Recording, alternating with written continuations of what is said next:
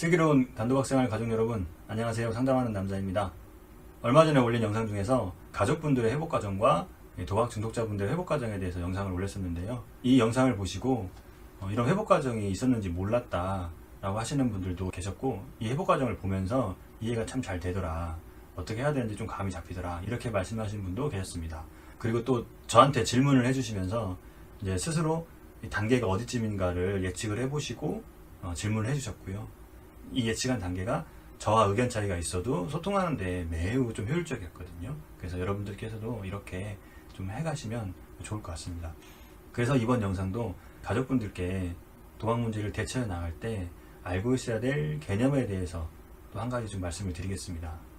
이 개념은 사실은 일반적이지 않은 개념이고요. 많이 알려지지 않았습니다. 그래서 여러분들께서 들으시면 좀 생소하신 분들이 많으실 겁니다. 하지만 도박을 끊어가는 과정에서는 이 개념을 반드시 알고 있어야 될 내용입니다. 흔히들 우리가 중독 문제를 대처해 나갈 때 알코올에 문제가 있는 분들은 알코올 중독, 도박에 문제가 있는 분은 도박 중독, 이렇게 중독자들이 보이는 문제를 가지고 이제 대처를 해 나가는데요.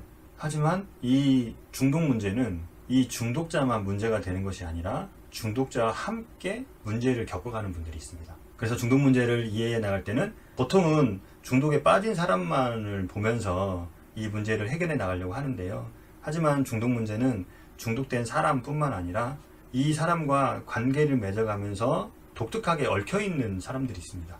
그래서 이 중독 문제가 이 두 개가 맞물려 가지고 돌아가거든요. 그래서 중독 문제를 올바르게 이해를 하려면 두 가지를 같이 볼 수 있어야 됩니다. 그래서 오늘은 도박 중독자가 아니라 이분들에 대한 얘기를 할 거고요. 자, 그래서 설명을 좀 드리면, 이 도박 중독자는 도박에 빠진 사람들을 얘기를 하고요. 알코올 중독자는 술에 빠진 사람들을 얘기를 합니다. 하지만 그 중독자들 옆에 또 어떤 관계를 맺고 있는 사람들이 있다고 했죠. 이 사람들은 중독에 빠진 사람에 중독됩니다. 그래서 도박에 빠진 사람이 도박에 빠졌을 때 나타나는 어떤 현상, 증상을 보이듯이 이 중독자에 중독된 사람들도 중독자가 보이는 특성처럼 본인들도 어떤 중독된 특성을 보입니다. 그래서 이렇게 중독자들한테 집착하고 빠져있고 중독되어져 있는 이런 현상을 공동 의존이라고 하고요.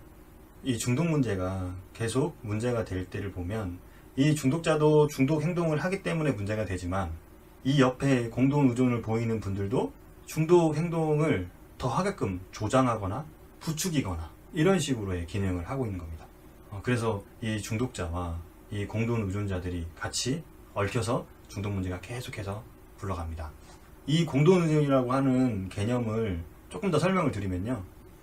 우리가 알코올에 빠진 사람을 알코올 중독이라고 하고, 도박에 빠진 사람들을 도박 중독이라고 하는데, 공동과 의존 사이를 단어를 나눠 가지고요. 거기다가 알코올이나 도박을 한번 넣어보세요. 그러면 공동 알코올 의존, 공동 도박 의존, 이렇게 되잖아요. 이렇게 또 부르기로 합니다. 그러니까 중독 문제가 있는데 그 중독 문제에 서로 다 이렇게 얽혀서 의존이 되어 있는, 중독이 되어 있는 이런 상태인 거죠. 그래서 공동 의존이 된 사람들을 공동 의존자, 이렇게 부릅니다. 이 공동 의존자의 범위가 있는데요. 초기에는 중독 문제를 돌보는 어떤 가족에 한해서 이렇게 공동 의존자의 개념을 좀 봤었는데, 최근으로 가까워질수록 이 공동 의존자가 꼭 가족이 아니라 이 도박 문제가 있는, 중독 문제가 있는 이 사람에 얽혀 있는 가족은 당연히 들어가고요. 회사 동료가 될 수도 있고, 친구들이 될 수 있고, 심지어는 병원이나 상담실에 치료자나 상담 선생님들까지도 공동 의존자가 있습니다. 그만큼 이제 이 중독 문제에 이제 얽혀 있는 이런 분들이고요. 당연히 그렇게 많이 얽혀 있으면 얽혀 있을수록 이 중독 문제가 해결이 안 되겠죠. 그래서 공동 의존은 꼭 가족뿐만 아니라 이 분을 돕고 치료해야 하는 모든 곳에서 존재할 수 있고요. 근데 우리가 그 공동 의존 문제를 잘 정리해 나갈 때, 끊어 나갈 때 이 치료가 잘 됩니다. 그래서 이 공동 의존은 꼭 가족뿐만 아니라 중독자와 관계에 있는 많은 분들이 함께 겪을 수 있는 이런 문제입니다. 자, 그래서 제가 공동 의존자의 특성을 좀 말씀드려 보려고 하는데요. 여러 문헌들을 보면 공동 의존자들이 보이는 이런 현상들이 여러 가지가 있고요. 그 형상들을 또 순교형, 박애자형, 이런 식으로 또 나눠놨습니다. 유형별로. 이제 저는 그런 거를 떠나서 그냥 우리가 쉽게 알 수 있는 몇 가지만 좀 말씀을 드려볼게요. 첫 번째는 자신을 지나치게 희생하고 헌신하시는 분들이 있습니다. 도박 중독 문제는 뭔가 하나 밝혀지면 밝혀질수록 굉장히 감당하기 어려운 놀랄만한 일들이 일어나고요. 이 도박 문제를 끊어가야 되는데도 도박 중독자가 보이는 특성들은 굉장히 이해하기 힘든 이 모습들이 많이 보입니다. 그러다 보니까 갈등들이 굉장히 심각하게 나타나죠. 이런 것들을 막기 위해서 굉장히 헌신하는 거예요. 아들의 도박 문제를 아버지가 알고 굉장히 뭐라고 하려고 할 때 이런 관계에서 큰일이 나는 것들을 자기를 희생하면서까지도 막으려고 하시는 거고요. 또 아들이 빚이 많다 보니까 빚 때문에 정말 너무 막 나가버릴지도 모른다 막 이런 생각이 있어서 아들의 요구를 다 들어주면서 자기가 굉장히 좋은 엄마고 그 희생한 역할이 점점 더 커지는 이런 경우가 많습니다. 이렇게 지나치게 자기를 희생하게 되고요. 이런 희생 때문에 지나치게 도박 중독자를 돌보게 돼요. 그럼 오히려 더 막 잘해주고 오히려 더 작은 거에도 막 조심하게 되고 뭔가 하고 싶은 말 있어도 막 참고 이렇게 하시는 분들이 있습니다. 그래서 이런 분들이 이 도박 중독자의 의존성을 더 강화하는데 이 희생하는 것을 넘어서 이 책임져 주는 것까지 하시는 분들이 있어요. 그래서 이분들은 이 도박 문제가 부모 때문에 그랬다라고 생각을 하시는 거예요. 그래서 뭐 부부간의 어떤 갈등, 어떤 경제적인 상황, 아니면 본인들이 양육을 뭐 잘못했거나 이런 것들 때문에 이거를 다 부모들이 잘못했다 이렇게 탓을 돌리고 그래서 도박 문제를 해결하는 과정에서도 부모들 할 수 있는 것, 빚 갚아주고 원하는 거 들어주고 근데 이런 식으로 또 도박 중독을 개입해 가시는 이런 분들이 있습니다. 그리고 지나치게 통제하시는 분들이 있어요. 이분들은 당연히 이제 이 도박 문제가 거짓말이 많았고 워낙 많이 속아왔기 때문에 당연히 마음속에 믿을 수 없는 이 불신과 의심이 생깁니다. 그래서 이런 것 때문에 굉장히 통제하려고 애를 쓰시는 분이 있으세요. 그래서 뭐 핸드폰 어플을 깔아가지고 다 위치 추적을 하고 언제 나가서 언제 들어올 건지 다 확인하고 또 몇 시까지 들어오기로 했는데 또 안 들어오면 왜 안 들어오냐, 왜 약속을 안 지키냐 갈등이 되고 그래서 이런 갈등이 이 통제가 또 안 되니까 굉장히 분노감이 많이 나가지고 화가 나고 또 싸우게 되고 이런 식으로 나타나는 분들도 있습니다. 그리고 또 반대로요 완전히 인연을 싹 또 끊는 분들도 계세요. 그래서 제가 여러 영상에서도 말씀드렸지만 어느 정도 분리는 필요한데 근데 이게 완전히 인연을 끊는 형태. 그래서 이런 분들은 이 도박 문제를 어떻게 해결해가는 과정에서 좋은 방법을 쓰는 게 아니라 그냥 카드 다 차단해버리고 용돈 다 끊어버리고 나가 살으라고 하고 내쫓아버리고 그리고 난 네가 어떻게 살든 상관없다 네가 알아서 살아라 이제 이런 식으로 가시는 거죠. 그것도 공동의존의 일종입니다.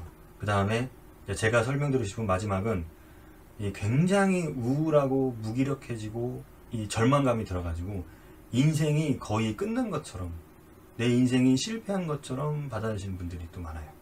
이런 것들도 이제 공동의존의 어떤 현상이라고 볼 수 있습니다. 그래서 도박 문제가 발견되고 그 문제에 대해서 알아가고 대처해 나갈수록 어느 정도 이 공동의존 현상이 나타날 수 있는데 이 공동의존 현상이 너무 내가 감당할 수 없는 범위 선까지 넘어가면 이제 굉장히 큰 문제가 되죠.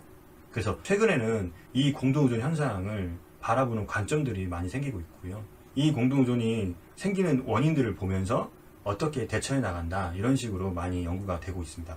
물론 아직 한국에서는 굉장히 연구가 드문 상황이긴 합니다. 그래서 이 공동의존 현상이 왜 일어나냐를 보면 대부분 몇 가지 특성이 있는데요. 하나는 이분이 가지고 있는 어떤 심리적인 특성이 있어요. 근데 이 심리적인 특성은 어렸을 때 자기의 어떤 성격적인 특성과 좀 맞물려져 있고요. 이 성격적인 특성은 또 애착의 문제까지도 가는 경우가 굉장히 많습니다. 그래서 어떤 심리 사회적인 모델로서 이 공동의존 현상을 보는 이런 관점이 있고요. 또 하나는 공동의존자들이 도박 중독자가 중독에 빠졌을 때 보는 현상과 공동의존자가 도박 중독자한테 빠졌을 때 나타나는 현상이 비슷하거나 거의 같다고 했죠. 그래서 이 공동의존 또한 질병으로 보는 관점이 있습니다. 이 질병의 모델에서 치료를 받아야 되는 것이다. 사실 저는 그 부분이 이해가 되기도 해요. 그래서 많은 부모님들이 우울증 약을 드시는 분도 많고요. 수면장애가 있어서 수면제를 복용하는 분도 많습니다. 그래서 이제 이렇게 여러 가지 또 이해하는 모델들이 있지만 이런 심리사회학적인 어떤 모델과 이 질병적인 모델이 이해하기에 좀 유용한 방식들입니다. 그래서 이렇게 질병의 관점과 심리사회학적인 모델의 관점이다 보니까 이 공동의존자분들께서는 어떻게 하셔야 되냐면요. 중독된 가족분을 돕는 것 이전에 자기가 이 공동의존의 문제로부터 벗어나는 연습이 필요합니다. 그리고 그 연습이 잘 됐을 때 우리가 공동의존을 끊고 올바르게 중독 문제를 대처해 나갈 수 있습니다. 이게 공동의존을 알아야 될 어떤 핵심적인 이유입니다. 그래서 이제 어떻게 해야 되냐라고 하는 거는 여러 가지 방법이 있는데 제가 그 방법을 다 설명드리기보다는 책 한 권을 좀 소개해 드리겠습니다. 이 책인데요. 보이실까요? 제목은 공동 의존자 더 이상은 없다. 정말 제목처럼 되면 정말 좋을 것 같습니다. 그래서 이 책의 저자가 이 중독 분야, 특히 알코올 중독 분야에서 굉장히 오랫동안 있었던 분이고, 도박 중독 쪽에서는 아직 연구가 많이 되지 않았지만 알코올 중독 쪽에서는 연구들이 참 많이 됐거든요. 그래서 이것도 이제 알코올 중독 쪽에 기반을 하여 쓰여진 책이지만 이거를 도박 중독에 적용하는 거에는 큰 문제가 없습니다. 그래서 이 책의 앞에 이런 문구가 있는데요. 내 인생의 회복의 선언. 이 책은 상대방에 의해 자신의 삶이 영향을 받으며 자신의 삶을 걱정과 집착으로 채워가는 사람들인 공동 의존자의 회복을 이야기하고 있다. 공동 의존자의 회복의 열쇠는 상대방이 아니라 우리 자신에게 있다. 우리 자신에게 있습니다. 그래서 이 안의 내용을 보면 크게 1부와 2부로 나눠져 있고요. 보통 책들은 앞에 개념을 많이 설명하고 뒤에 어떻게 하라는 건 짧게 돼 있거든요. 그래서 이 실무적인 방법이 궁금한 저한테는 좀 답답한 면들이 참 많은데, 이 책은요 1부와 2부인데 이 앞에 1부가 이만큼이 개념이에요. 그래서 공동 의존이란 무엇인가, 누가 공동 의존자인가, 이렇게 돼 있고, 뒤에 이만큼이 2부 자기 돌봄의 원칙에서 이만큼이 이제 어떻게 해야 된다라고 하는 것들입니다. 그래서 공동 의존에서 벗어나기 위해서는 어떻게 해야 되냐 궁금하신 분들은 이 책을 좀 자세하게 참고를 하셨으면 좋겠고요. 제가 간단하게만 좀 말씀을 드리면, 첫 번째는 분리예요. 이 도박 중독자가 나 분리. 근데 이렇게 분리라고 말씀하시면 또 어떤 분들은 아주 인연을 끊는다라고 이렇게 생각하시는데, 아까도 말씀드렸지만 인연을 끊는다는 것 자체가 공동 의존인 거예요. 적당한 거리를 두는 거죠. 적당한 거리를 두고 내가 할 수 있는 것과 할 수 없는 걸 구분을 하고, 내가 할 수 없는 부분에 대해서는 마음을 내려놓고, 내가 할 수 있는 부분에 대해서는 돕지만 나머지 부분에 대해서는 나는 나 자신을, 내 삶을 살아가는 연습을 하셔야 되는 겁니다. 그래서 이 책의 자기 돌봄 원칙의 첫 번째가 뭐냐면 분리예요. 분리. 그리고 가운데 많은 것들이 중독 때문에 자기도 큰 피해를 입고 질병으로 이해할 만큼 어떤 독특한 증상들을 가지게 되는데, 이 중간은 다 그 증상들을 치료하는, 돌보는 이런 방법들입니다. 제가 가족의 회복 과정에서도 재건 단계에서 자기의 욕구를 발견하고, 성장 단계에서는 그 욕구에 충족되는 삶을 살아가야 한다, 이렇게 말씀했는데요. 딱 그 얘기입니다. 그 이야기가 공동 의존을 벗어나서 삶을 살아가는 그 얘기가 일치하는 내용입니다. 그래서 공동 의존의 마지막에는 이제 자기의 삶을 이제 살아가는 것으로 이제 마무리가 되는 이런 것이고요. 그래서 제가 여러분들이 공동 의존인지 아닌지를 좀 확인해 볼 수 있도록 제 영상 밑에 블로그 주소를 남겨드릴 거고요. 거기에 들어오셔서 보면 공동 의존을 체크해보는 체크리스트를 올려드릴 겁니다. 그래서 여러분들 한번 체크를 해보세요. 그래서 점수가 어느 정도 선 있으면 나는 공동 의존이다 라고 좀 보시면 되고요.